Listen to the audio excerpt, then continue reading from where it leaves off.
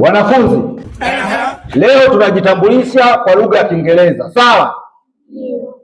Nani yuko tayari kuanza? Precious.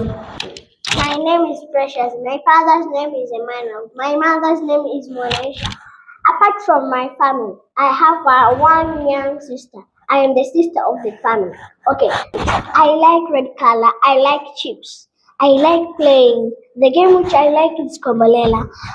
I like my school. The subject which I like is science. My dream is to be a doctor. I like my school. I love all teachers. I love God.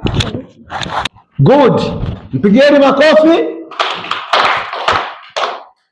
Sasa Precious katuambia kwa Kiingereza. Nani atutafsirie kwa Kiswahili? Joshua. Tunakusikiliza. Nikasema chips. Haya nje. Samia. Anapenda kula ugali na mlenda, anapenda kucheza mchezo wa Kombolela na anapenda kujisaidia chooni. Toka nje.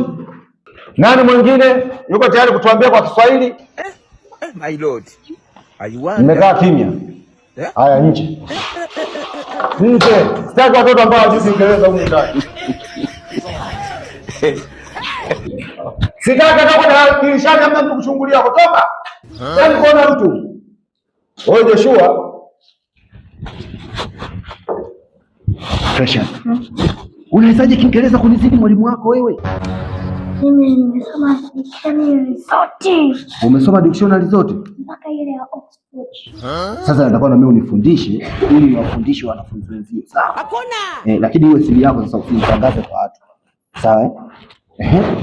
Tuanze kwa kuandika.